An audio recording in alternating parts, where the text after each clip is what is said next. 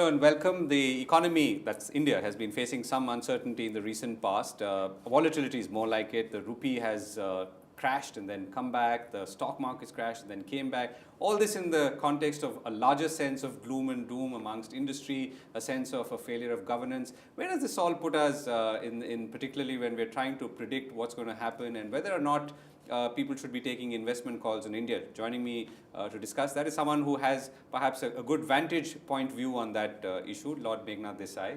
Thank you very much, Lord Desai, for joining us. Nice. So, it's too many. I mean, I've given you many ingredients in that portion, right? I mean, there's the uncertainty on the political front, the sense of gloom and doom, sense that governance has failed, and of course, the markets, maybe not for pure India reasons, it may be a larger quantitative easing and so on. But how does this all come together when it comes to someone who's trying to understand whether or not to put money on India? That's a good question. Bottom line question. Now, you see what, some of this is long run, some of it is very short run. One sort of medium run thing is that we have had inflation at rates which are unprecedented in India. High single-digit rates or low double-digit rates. And especially the fact that the inflation has persisted for 4 years is very unusual for the Indian economy. And I think that, and when the sort of scams and scandals were exposed, starting with the Commonwealth Games and then the 2G and so on, there seemed to be a sudden paralysis in the government, both in terms of decision-making or implementing the decisions already made. And there has been a sense of drift without a doubt.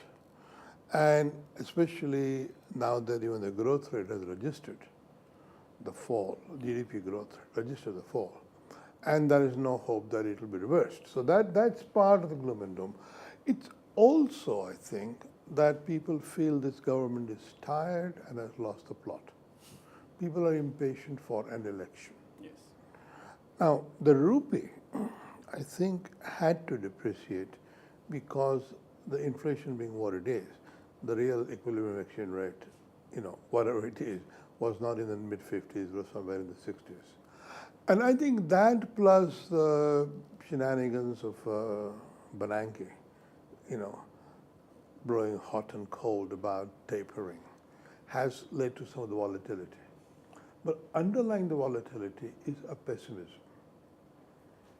I think it's overdone, but the uncertainty about the elections is such that I would say it will not be until that hurdle has been passed, and whoever comes to power, we will get clarity and resumption of growth in, say, the third or fourth quarter of 2014. Right, so we are in abeyance till then. We are in abeyance till then, yeah. So let me ask you, I mean, you've viewed this country economy for a long time. We've been through several periods of slowdown and recovery. Of course, this has been a consistently long period of growth. Are we also, in some ways, self-flagellating ourselves? I think we are, but see what really happens in India, the business climate is much more dependent on government than either it needs to be or either it is anywhere else.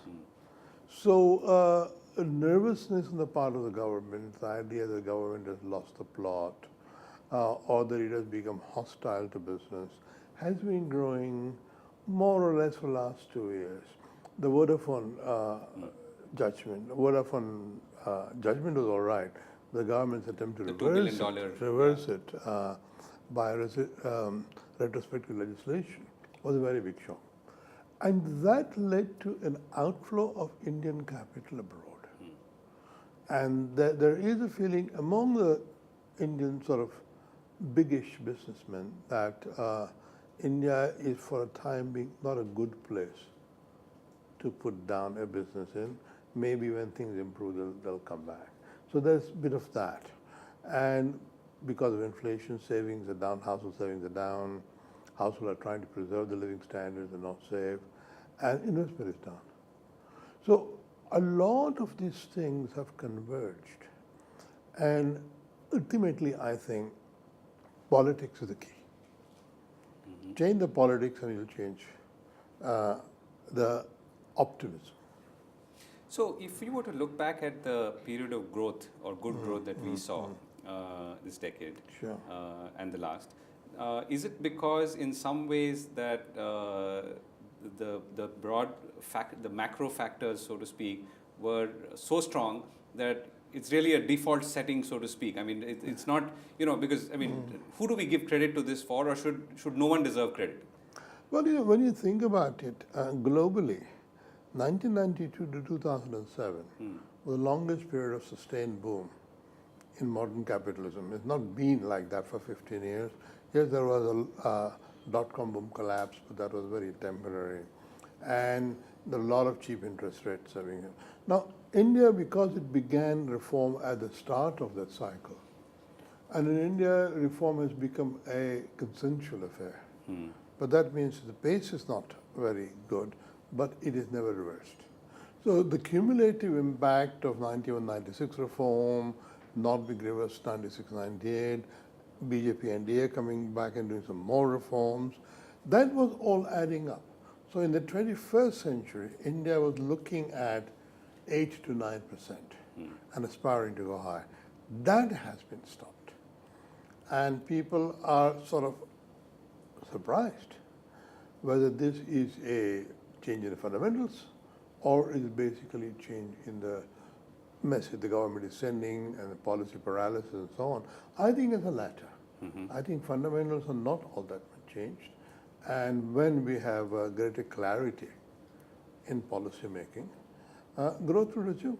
So you're saying that even though we saw this period of growth in first time ever in capitalism, as you said, Sure.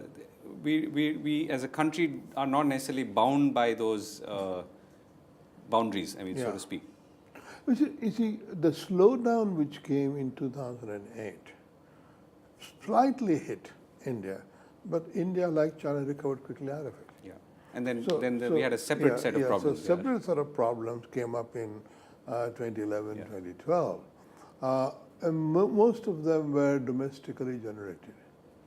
And in a sense, the unreformed political structures finally came home to roost and created problems.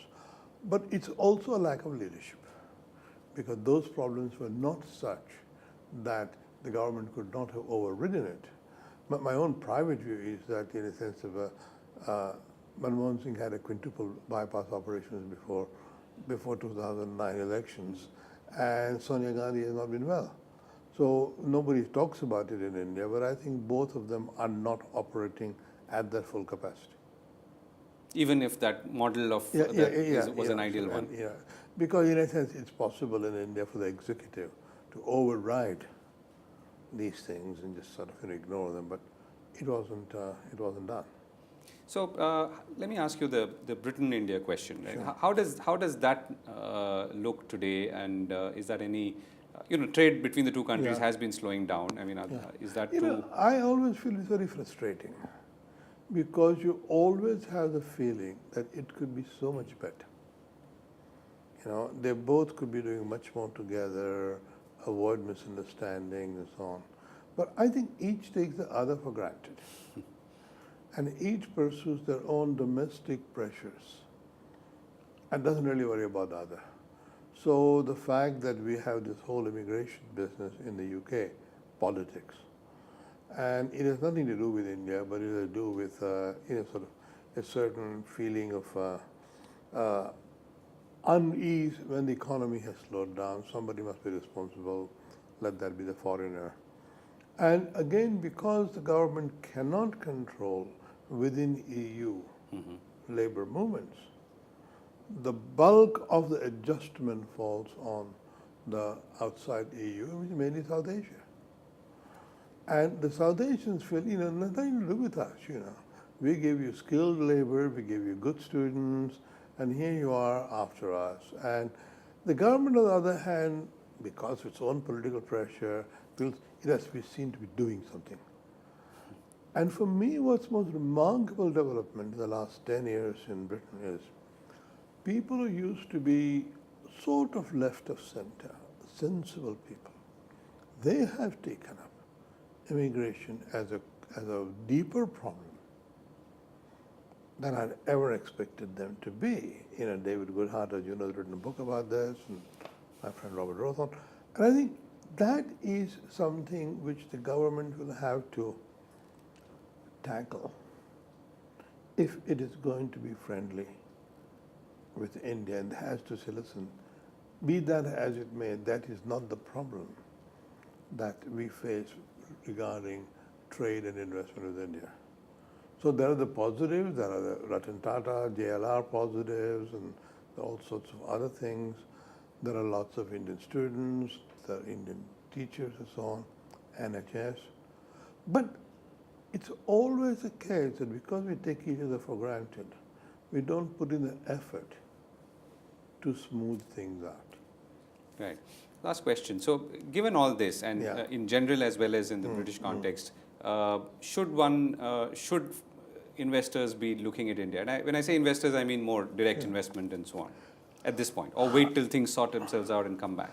But, you know, my view is that you have to have some sort of faith that this is a temporary blip.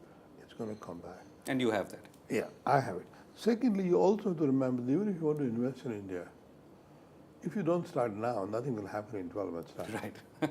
You know, to take advantage of a lag, get in here now and start making the preparations. And, you know, I've no idea how the land bill is going to hang out, whether that has any relevance. I hear different things. We're waiting for government to issue notes, and so on.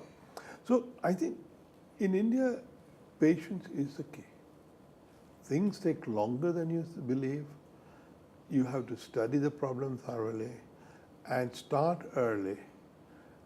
Then the outcome would be better for you, even though it may not come as early as you wanted. Lord Desai, thank you very much for speaking with us. Thank you. Thank you.